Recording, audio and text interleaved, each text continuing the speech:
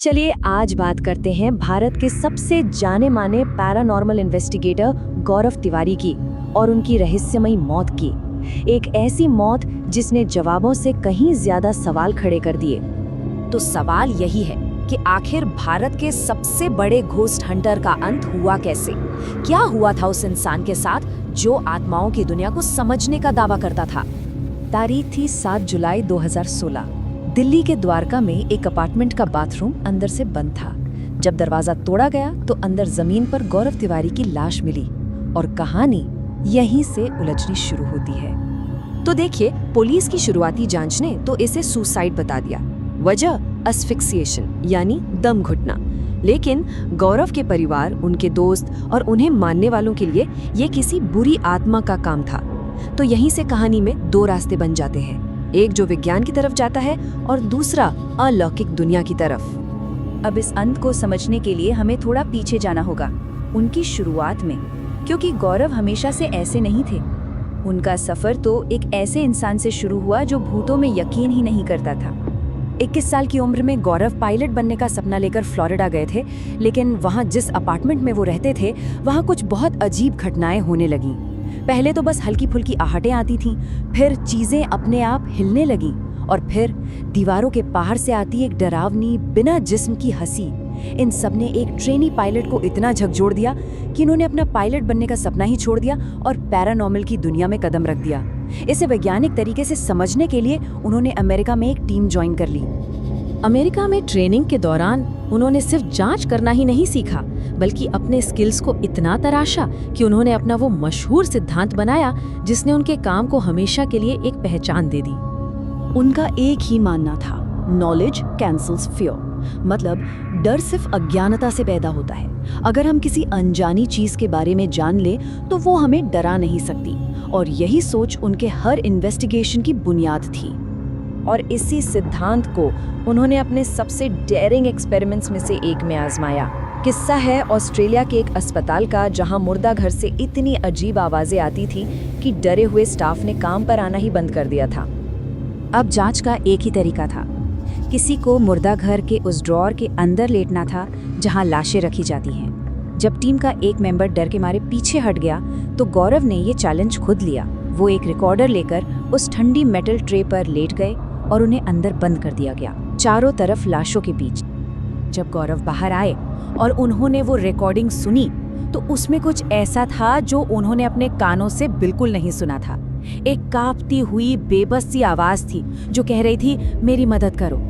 और फिर एक दूसरी एकदम ठंडी आवाज ने जवाब दिया, तुम्हें लगता है वे तुम्हारी मदद कर सकते हैं, जैसे वो उस पहली आत्मा का मजाक उड़ा रही हो।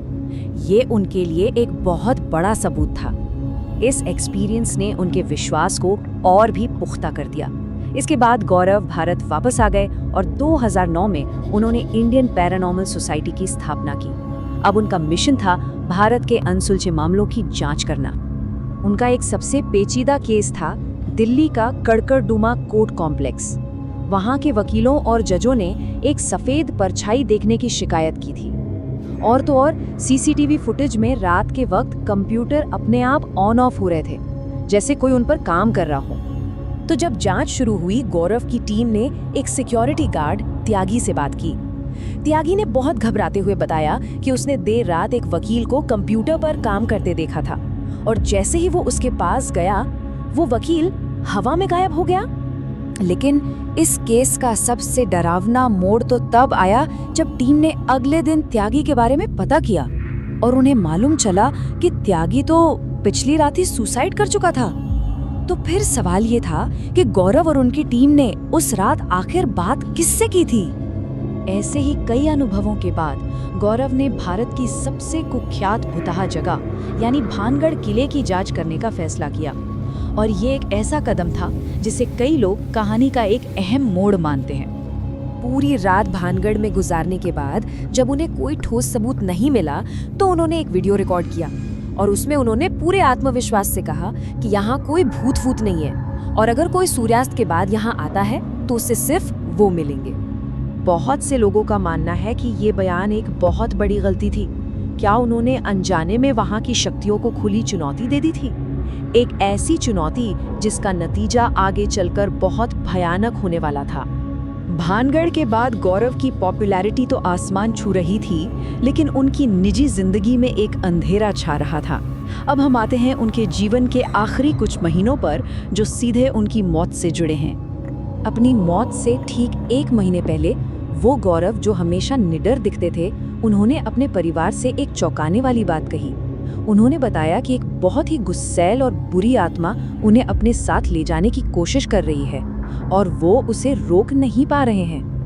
मतलब सोचिए, उन्होंने यहाँ तक कह दिया था कि मुझे नहीं लगता कि मैं ज्यादा दिन जी पाऊंगा। ये बात उनके उस पब्लिक इमेज के बिल्कुल उलट थी, जो कहता था ज्ञान डर को खत्म कर देता है।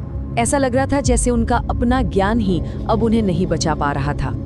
और फिर वो दिन आ ही गया। 7 जुलाई 2016 बाथरूम से एक तेज आवाज आई और गौरव की कहानी हमेशा के लिए वहीं खत्म हो गई। तो आप दोनों विरोधी थियोरीज पर एक नजर डालते हैं। तो देखिए, एक तरफ है पुलिस की थ्योरी कि उस सुबह उनकी अपनी पत्नी से बहस हुई थी, काम का तनाव बहुत ज़्यादा था, तो ये सुसाइड का एक क्लासिक केस हो सकता है। लेकिन दूसरी तरफ वो सवाल हैं जो इस थ्योरी पर शक पैदा करते हैं। जैसे कोई सुसाइड नोट नहीं मिला, उन्होंने पहले ही अपने परिवार को एक आत्मा के बारे में चेतावनी दी थी। उनके एक टीम मेंबर ने तो यहाँ तक कहा कि मौत से पहले एक कॉल पर उनकी आवाज़ अपनी लग ही नहीं रही थी। और सबसे अजीब बात, उनकी गर्दन पर जो निशान मिला वो भी टिपिकल फांसी जैसा नहीं था।